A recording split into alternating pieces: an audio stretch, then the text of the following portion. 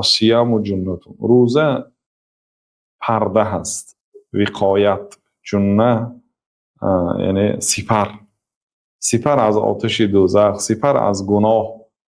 خیلی سپر از گناه. واقعا اگر کسی طبق دستور شریعت عمل کند به واسطه روزه آدمی پرهیزگار میشد.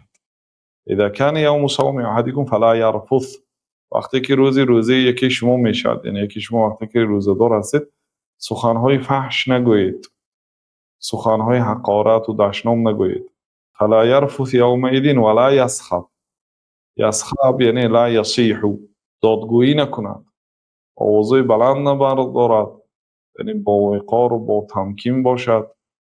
و این سبه احدون او قاتل، اگر اون کس همراهش حقارت و دشنام کند یا او رو جنگ کند، جنگ کردنی شود، فلیقل اینی امرؤ صائم، من روزدار هستم. در بعضی روایات اینی صائم مرتین، دو مراتبه گوید که من روزدار هستم، من روزدار هستم. یعنی من نمیتونم همراهی تو جنگ کنم و به حقارتی تو با حقارت جواب گردانم، چون که من روزدار هستم.